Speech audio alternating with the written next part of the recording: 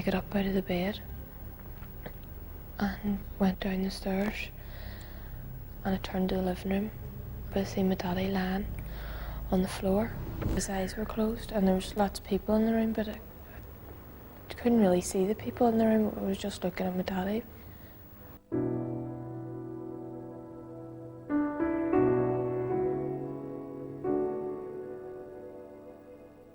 I felt all this glass coming in all over my face and the loudness of a bang.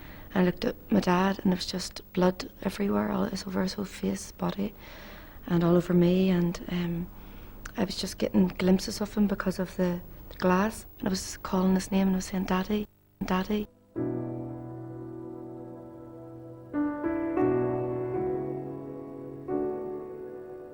I could see, you know, the wounds on his body, you know, the blood, and there was blood splattered just everywhere. He started to fall asleep, and the neighbour had said to me, you know, get a pillow for his head, and he was telling him not to go to sleep, and, you know, he did, and, you know, he just lay there.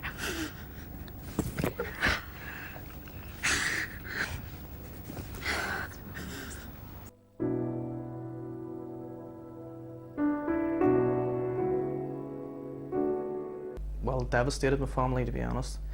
When I look back on it now, I actually consider myself lucky in a way, because I was so young when it happened. And because I was so young, I wasn't actually used to, you know, as I grew older, I didn't really get to know my mother, so, you know, it didn't affect me as badly as it would have affected my grandparents or my stepfather, because, you know, they actually had a chance to get to know my mother, whereas I didn't really. I only knew her, you know, as a kid, and to be honest, I can't really even remember her now, you know.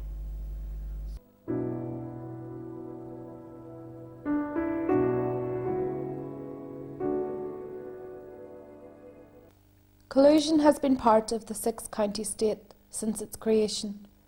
Since then, successive unionist governments have relied on its armed militias, the B Specials, the RUC and the unionist paramilitary death squads, to enforce its rule on the people of the North. The 1960s saw a heightened sectarian campaign by unionist paramilitaries and their political masters, aimed at destroying the growing demand for equality and civil rights by the nationalist community. By the time the British state retook control of the six counties, after the pogroms of August 1969, collusion was already an established policy, the origins of which can be traced to Brigadier Frank Kitson, who refined and adapted British counter-insurgency policies to suit what he saw as the situation in the North. Kitson said, "The laws should be used as just another weapon in the government's arsenal, and in this case it becomes little more than a propaganda cover for the disposal of unwanted members of the public." There can be no compromise or concession to the enemy that assails our province today. We must build up the dossiers on the men and women who are a menace to this country. Because one day, ladies and gentlemen, if the politicians fail, it may be our job to liquidate the enemy.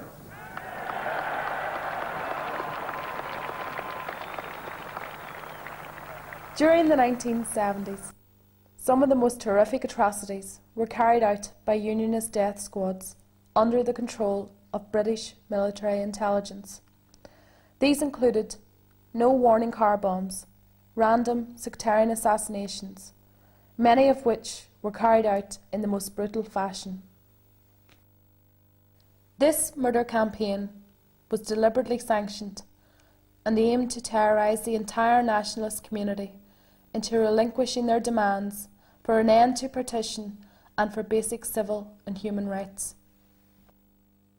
When Margaret Thatcher came to power in 1979, the policy of collusion became a much more controlled and refined weapon in the British government's arsenal in Ireland. Specific mechanisms were established to control and direct the Loyalist death squads. The first memory when I heard of her death was disbelief and doubt that it wasn't her. Then when I got to the family home and I seen all the people there, and it was like an out-of-body experience. You just could not describe it. No police came to our house to inform our family that Philomena was murdered. There was no police liaison officer with our family to tell us what was going on. And that's what struck me, that the police did not inform the family officially. And my father had to go and identify my sister. And my sister had 5 bullets in the face, 1 in the chest. And when he went to identify my sister, he fell on top of her and was crying, "Philomena, Philomena." And when he came back, the thing that I noticed most about him, he had blood on his shirt where he had fallen on top of Philomena, because all she had was a sheet from her shoulders down, and the blood obviously was seeping through.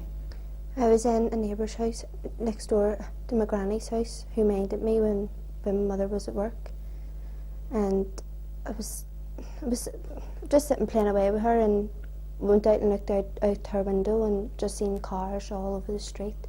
But we were told to go back into the living room, and then about 10 minutes later my daddy came in and sat me on his knee and just explained what had happened to Mummy. On the day that she was killed, I was actually making my first communion 2 weeks later, and that's all I could say. She's not going to see me in my communion dress. It's just a normal day, and we just locked up as usual, locked the house up as we do every night, and went to bed. About 10 past 4 in the morning, I heard voices outside the door. So I got up and looked out the bedroom window, and I seen an army food patrol. They had been radioing to the registration number of his car. So I just got it back into bed, not thinking anything of it. Within 10 minutes, the door was sledgehammered down, and 5 gunmen came in, run up our stairs. And by that time, Jared had got out of bed. He had heard the noise, and he seen the gunmen coming up the stairs, and he shouted to me, "Teresa, it's the orange men." He tried to fight them off down the stairs with a step ladder that we had for to get up into the roof space, but all I could hear was shots. I seen smoke and flashes, and I was trying to protect the kids because I was afraid of them coming into the bedroom. So I threw myself over the kids, and everything seemed to have gone quiet, but you could still smell smoke. And when I went out on the lawn, and Jared was lying there, and the blood was everywhere. It actually pumped holes everywhere in his body. I heard this after, that the fellow who was in the back of the car, John, had taken his hand, and he said, "Are you all right?" And the fella said, that the blood was just everywhere. It was, it was a terrible, terrible scene. And one of the fellas had actually tried to get out of the car and run, and he'd been shot then as he was, getting over a wall on the other side of the road. So the cops then had been informed, and the ambulance had came, and John was taken to the hospital, and then he was pronounced dead. And my parents were informed, all of the rest of my family were informed, but I wasn't. I found out that he'd been killed by the media. I heard his name on the radio. That day, with all the security force, activity that was around, there was absolutely no way that anybody could just have come into that area, into a very strongly Republican nationalist area, and gunned down 4 people without the help of somebody somewhere.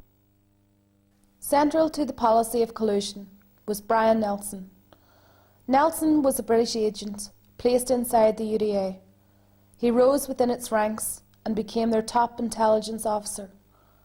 At this level, he controlled all intelligence information used in identifying targets for UDA and other unionist paramilitary death squads.